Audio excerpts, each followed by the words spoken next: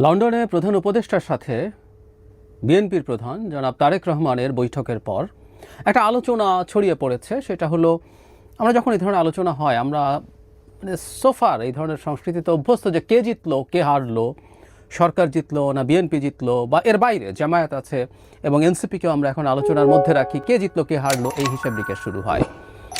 আসলে কি তাই? একটা রাজনৈতিক সেটেলমেন্ট আদতে কাউকে কি জেতায় বা হারায়, সে আলোচনাটা করতে চাই। তার আগে বিএনপির বাইরে যে দুটো দলকে নিয়ে আমরা আলোচনা করি, এনসিপি এবং জামায়াতে ইসলামী, তাদের প্রতিক্রিয়াটা, অফিসিয়াল প্রতিক্রিয়াটা একটু দেখতে চাই। সেখানে প্রথম আলোতে হেডলাইন হচ্ছে এরকম: জামায়াতে ইসলামী নিয়ে একটি দলের প্রতি বিশেষ অনুরাগ প্রধান উপদেষ্টার নিরপেক্ষতা ক্ষুণ্ণ করেছে। মানে এখানে তারা যা যা বলছেন যে একটা দলের সাথে কথা বলে একটা যৌথ বিবৃতি দেয়া হয়েছে, সেটাকে তারা নৈতিকভাবে যথার্থ নয় বলে মনে করছেন। তিনি বলছেন এটা দেশের রাজনৈতিক সংস্কৃতির ব্যত্যয়। তিনি একটা বিশেষ দলের প্রতি অনুরাগ প্রকাশ করেছেন যা তার নিরপেক্ষতা ক্ষুণ্ণ করেছে। এটা নিয়ে গুরুত্বপূর্ণ প্রশ্ন আমি জামায়াতকেই করতে চাই, একটু পরে আসছি। তারপর তারা বৈঠক করেছেন, কথা বলেছেন। এরপর তারা বলছেন যে বৈঠকটাকে তারা ওয়েলকাম করছেন, যেটা স্বাভাবিক, যেহেতু সরকার প্রধান বিভিন্ন রাজনৈতিক দলের সঙ্গে পৃথক বা বৈঠকভাবে, মানে আলাদাভাবে বা একত্রে বৈঠক করছেন, সো এটা হতেই পারে। কিন্তু ওই যে সেই কথাটা যে তারা এটা করা ঠিক হয়নি বলে বলছেন। তারপর তিনি বলছেন বাংলাদেশে অনেকগুলো রাজনৈতিক দল যেহেতু আছে, সবার সাথে আলোচনা করেই এটা ব্যাপারে সিদ্ধান্ত নেওয়াটা সঠিক বলে বিবেচিত হতে পারত। তারা বলছেন, আমরা আশা করি অবাধ, সুষ্ঠু, গ্রহণযোগ্য নির্বাচনের জন্য বর্তমান অন্তর্বর্তী সরকার নিরপেক্ষ থেকে লেভেল প্লেয়িং ফিল্ড তৈরি করবেন এবং বিচার সংস্কারের ব্যাপারে যথাযথ পদক্ষেপ নিশ্চিত করবেন। তারপর বলছেন তিনি দেশে এসে যে সংশয় দেখা দিয়েছে সেটা জাতির সামনে স্পষ্ট করবেন, ইত্যাদি ইত্যাদি। তাহলে মোটা দাগে, আমি খুব বিস্তারিত পড়লাম না, মোটা দাগে তারা বলছেন সংস্কার বিচার করতে হবে। আর যেভাবে তিনি বিএনপির সাথে বসেছেন এবং একটা যৌথ ঘোষণা দিয়েছেন, সেটাকে সঠিক বলে মনে করছেন। এটা নিরপেক্ষতা, একটি দলের সাথে তার মানে টোনটা এরকম যে একটা দলকে একটু বিশেষ ট্রিটমেন্ট দেওয়াটা তার নিরপেক্ষতা ক্ষুণ্ণ করেছে। এই ভাষার উদ্দেশ্য কি আমরা বুঝতে চেষ্টা করব, এবং এনসিপিও যা বলেছে তার সাথে বেশ কিছু ক্ষেত্রে মিলও পাওয়া যাবে। তারা আসলে কি বলতে চান সেটা বুঝবো। কিন্তু আমি যে প্রশ্নটা জামায়াতকে করতে চেয়েছি, মানে বিএনপিকে কি একটা এক্সট্রা ট্রিটমেন্ট দিল? উত্তর হচ্ছে দিল। এখন আমরা যদি পাল্টা প্রশ্ন করি, প্রধান উপদেষ্টা যখন মিটিং করে তখন জামায়াতের সাথে আলাদাভাবে বসেন বিএনপি, জামায়াত এবং এনসিপির সাথে বসাটা আমি কোনোভাবেই সঠিক বলে মনে করি না। কিন্তু বিএনপির পর জামায়াতের সাথেও আলাদাভাবে প্রধান উপদেষ্টা বসাটাকে আমি যৌক্তিক বলে মনে করি, কারণ এই মুহূর্তে আমাদের রাজনৈতিক স্ফিয়ারে বিএনপির পর জামায়াতই শক্তি। গ্যাপ অনেক, কিন্তু দ্বিতীয় শক্তি। আমরা কি এই কথা বলি যে এটা করার মাধ্যমে নিরপেক্ষতা নষ্ট হয়েছে? ধরুন সম্প্রতি যে ওনার পদত্যাগের পরিস্থিতি যখন হলো, তখন একদিনে বিএনপি সাথে প্রথম মিটিং, তারপর জামায়াতের সাথে, এবং শেষে এনসিপির সাথে একদিনে। পরের দিন দুটো গ্রুপে অনেকগুলো দল, সকালবেলা একটা গ্রুপ, তার মধ্যে অনেকগুলো দল, তারপর আরেকটা গ্রুপে অনেকগুলো দল। এখন ওই গ্রুপের কোনো দল কি বলবে যে জামায়াতের সাথে আলাদা বৈঠক করে আমাদেরকে কম গুরুত্ব দিয়ে জামায়াতের প্রতি এক ধরনের পক্ষপাত দেখানো? বিএনপি এনসিপিকেও যোগ করলো, এটা করে পক্ষপাত দেখিয়ে প্রধান উপদেষ্টা তার নিরপেক্ষতা নষ্ট করেছেন। কারণ আমাদের সাথে তো আলাদা করে প্রত্যেকটা দলের সাথে 1-to-1 বৈঠক করেননি। এই প্রশ্ন করবেন, এই প্রশ্নটাকে কি আমরা ভ্যালিড প্রশ্ন মনে করব? উত্তর হচ্ছে না। আমাদের মেনে নিতে হবে আসলে রাজনৈতিক স্ফিয়ারে সবচেয়ে বড় স্টেক হোল্ডার পলিটিক্যাল পার্টিগুলোর মধ্যে যে, সেটা যদি এক হয় বা একাধিক হয়, সেটার প্রত্যেকটার একটা আলাদা গুরুত্ব পাবার স্কোপ থাকবে, এটাই নিয়ম। এনসিপি কি বলছে? তাদের হেডলাইন প্রথম আলোতে এরকম: লন্ডনের বৈঠকে বিচার ও সংস্কারের বিষয়টি নির্বাচনের মতো গুরুত্ব পাওয়া অত্যন্ত হতাশাজনক। তারা বলছে, তারা বিবৃতিতে এরকম বলছেন যে আলোচনাকে তারা ইতিবাচকভাবে দেখছেন, উইচ ইজ রাইট। এটাও চমৎকার ব্যাপার। আমাদের দলগুলো মনে করছে আলোচনার মাধ্যমে যে সমস্যার সমাধান, এমনকি তাদের প্রতিদ্বন্দ্বী দলের সাথেও যদি হয়, দ্যাটস ফাইন। কিন্তু হেডলাইনে যেমন বলা হচ্ছে, যেখানে নির্বাচন নিয়ে যত কথা হয়েছে, সংস্কার নিয়ে সেসব কথা মানে তো সে পরিমাণ কথা হয়নি। এবং তারা আগেও বলছেন, তারা জুলাই ঘোষণাপত্র প্রণয়ন, জুলাই সনদ কার্যকর করা এবং বিচারের সুস্পষ্ট রোডম্যাপ ছাড়া জাতীয় সংসদ নির্বাচন আয়োজন গণঅভ্যুত্থানকে স্রেফ একটি ক্ষমতা হস্তান্তরের মাধ্যমে পরিণত করবে এবং রাষ্ট্র বিনির্মাণের জন আকাঙ্ক্ষাকে অবদমিত করবে। তারা সবসময় যা বলেন আর কি। কাজেই সবার সাথে আলোচনার মাধ্যমে জুলাইয়ের মর্যাদা ঠিক করার জন্য বলছেন তারা।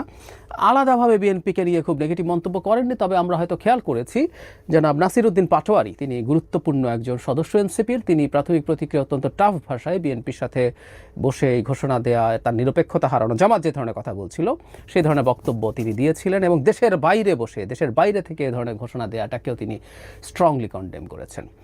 আচ্ছা, এখন আমরা একটু যদি বলি যে এই দুই দল কি আসলে তারা সম্ভবত নির্বাচন আরও পরে চেয়েছিলেন, এটা ধারণা করা যৌক্তিক কারণ আছে, এবং সেটা যখন এগিয়ে আসলো এটা তাদের পরাজয় হলো কিনা। আমরা খেয়াল করি সত্যিকার অর্থে কারোই চাওয়াটা পূর্ণ হয়নি, বিএনপির চাওয়া পূর্ণ হয়নি। সে ডিসেম্বরে নির্বাচন চেয়েছিল, প্রধান উপদেষ্টা এপ্রিলে ঘোষণাই করে দিয়েছিলেন, এবং এনসিপি এবং জামায়াত মোটামুটি খুশি ছিল, তারা হয়তো জুনে হলে আরও খুশি হতেন। সেখান থেকে 2 মাসের মতো এটা এগিয়ে এসছে, সেটাও তাদের এক ধরনের অখুশি থাকার মতো পরিস্থিতি হতে পারে। কিন্তু যে কথাটা বলছি, আসলে আমরা যখন একটা রাজনৈতিক সংকটের দিকে দেশ ধাবিত হয়, আমরা ধারণা করতে পারি যদি আমরা রাজনীতি করতে চাই, আবারও বলছি ষড়যন্ত্র না করে কেউ যদি রাজনীতি করতে চায়, তাহলে রাজনৈতিক সংকট যদি খুব সিভিয়ার হয় তাতে সবগুলো রাজনৈতিক দল ক্ষতিগ্রস্ত হয়। আমাদের এটা মানতে হবে এই মুহূর্তের বাংলাদেশে বিএনপির সাথে সরকারের একটা প্রপার আন্ডারস্ট্যান্ডিং ছাড়া, এবং তার সাথে আন্ডারস্ট্যান্ডিংটা সবচেয়ে বেশি ইম্পর্টেন্ট, এটা মেনে নিতে হবে। কোনো একদিন জামায়াত সেই জায়গায় যেতে পারে, কোনো একদিন এনসিপিও সেই জায়গায় যেতে পারে, কিন্তু এই মুহূর্তে বিএনপি সেই জায়গাটায় আছে। সুতরাং তার সাথে নেগোসিয়েশন এবং ডিলিংকে আলাদাভাবেই দেখতে হবে, এবং এটাও দেখতে হবে যে বিএনপির চাওয়াও পরিপূর্ণভাবে পূর্ণ করে দেওয়া হয়নি, তার চাওয়াও শেষ পর্যন্ত কার্যকর হয়নি। শুধু তাই না, রিসেন্টলি তার আরও অনেক ক্ষেত্রেই বিএনপি যা চেয়েছে সেভাবে সরকার কাজ করেননি। সুতরাং এভাবেই দেখা উচিত হবে, একটা গণতান্ত্রিক ব্যবস্থার মানেটাই এটা, প্রত্যেকে তার তার মতো করে চাইবে এবং কোনো একটা জায়গায় আমরা গিয়ে একত্র হব। আমি এনসিপি বা জামায়াত ইসলামী অলরেডি তার ক্যান্ডিডেটের নমিনেশন দিয়ে দিয়েছে। নির্বাচনের প্রস্তুতির কথা যদি বলি, জামায়াতের ওই 2 মাস বেশি সময় লাগবে বলে মনে হয় না, এবং এক অর্থে জামায়াত বিএনপির চাইতে অনেক বেশি এগিয়ে আছে, কারণ না জামায়াতের দলের মধ্যে এক ধরনের অভ্যন্তরীণ শৃঙ্খলা তুলনামূলকভাবে অনেক ভালো, এটা আবহমান কাল থেকে। আর বিএনপির এখনও নমিনেশন ফাইনাল করা অনেক কঠিন, কারণ প্রচুর ক্যান্ডিডেটস মাঠে আছেন, তারা একে অপরের সাথে সাংঘর্ষিক পরিস্থিতিতেও আছেন, এগুলো সামলানো, ক্যান্ডিডেট ফাইনাল করা অনেক টাফ কাজ তাদের সামনে রয়ে গেছে। আর এনসিপি 2 মাস বেশি সময় পেলে অনেক বেশি দল গুছিয়ে অনেক কিছু করতে পারতো, আমার কাছে মনে হয় না। আর যে সময়টা আছে এই 2 মাসের যে খামতি তাদের হলো, ঘাটতি তাদের হলো, সেটা তারা কাটিয়ে নিতে পারবেন বলে আমি সত্যিই বিশ্বাস করি, তাদের যতটুকু পারফর্ম করার কথা। ইনফ্যাক্ট বলে ফেলা ভালো, এটা এই 2 মাস না, আরও 2 বছর সময় পেলেও, ডিসেম্বরের পর আরও 2 বছর সময় পেলেও এনসিপি আসলে উল্লেখযোগ্য কোনো রাজনৈতিক শক্তি হিসেবে ভোটের মাঠের রাজনীতি একটা, রাজনৈতিক শক্তি আলাদা জিনিস। ভোটের মাঠে তারা কোনো শক্তি হয়ে উঠবেন না আরও 2 বছর, 4 বছর, 5 বছরেও। আমি প্রায় বলি যে 10 বছর পরও যদি এনসিপি একটা মানে টপ তো দূরে থাকুক, কিন্তু একটা মোটামুটি রাজনৈতিক শক্তি হিসেবে দাঁড়ায়, যে বেশ কিছু সিটে জিততে পারে, এটা অনেক বড় সাফল্য হবে বলে আমি বিশ্বাস করি। তাদের সেদিকেই মনোযোগী থাকা দরকার। তাহলে যে কথাটা বলছিলাম, এনসিপি বা জামায়াত কি হারলো? উত্তর হচ্ছে না, কেউ হারেনি। বিএনপি হারেনি, সরকার না, কেউ না। আমরা একটা জায়গায় এসেছি, যদি থাকতে পারি, আমি কথাটা বারবার স্মরণ করিয়ে দেব, আমি মনে করি না ষড়যন্ত্র শেষ হবে। নির্বাচন পেছানোর জন্য কোনো একটা কেওস ঢাকার মাঠে তৈরি করা, মিয়ানমারের সাথে করিডোরের নামে একটা যুদ্ধ বাঁধিয়ে দেওয়া, এগুলো যে কোনো চেষ্টা চলতে পারে। আমি এখনও বিশ্বাস করি এই চেষ্টা যারা করবেন তারা সেই জায়গায় আছেন, সেই চেষ্টা তারা করে যাওয়ার সমূহ সম্ভাবনা আছে। সো আমাদের সতর্ক থাকতে হবে এই ব্যাপারগুলোতে। কিন্তু নির্বাচন হবে, এটা যদি ঘটে, সবাই একটু আগে আর একটু পরে তাদেরকে অ্যাডজাস্ট করে নেবেন, তাতে কারও পরাজয় হয়নি। পরাজয় হয়েছে একটা অংশের, যারা আসলে চান, মানে ফর দ্য টাইম বিং, আবারও বলছি, তারা আবার শক্তি সংগ্রহ করবেন, তারা কৌশল ঠিক করবেন, তারা ছেড়ে দেবেন সহজে বলে আমি বিশ্বাস করি না। তারা এটা চালিয়ে যাবেন, এবং আমাদের এই কারণেই ভোকাল থাকতে হবে। সেটা হচ্ছে যারা চেয়েছেন এই সরকারকে আনলিমিটেড টাইমের জন্য এক্সটেন্ড করা, অনেকেই নানাভাবে সরকারের ভেতরে আছেন, সরকারের বাইরে আছেন, নানা ধরনের মানুষজন আছেন, এবং আমাদের সমাজের এক শ্রেণীর মানুষ আছেন যারাও বিশ্বাস করেন বা মনে করেন এই ধরনের একটা সরকার দীর্ঘ সময় থেকে অনেক কিছু করে যেতে পারলে সেটা দেশের জন্য ভালো, এবং তারা কিছু কাজ যদি করে দিয়ে যেতে পারেন, তারপরের বাংলাদেশ সিকিউরড হয়ে যাবে, বাংলাদেশের গণতান্ত্রিক ব্যবস্থা নিশ্ছিদ্রভাবে চমৎকারভাবে চলতে থাকবে।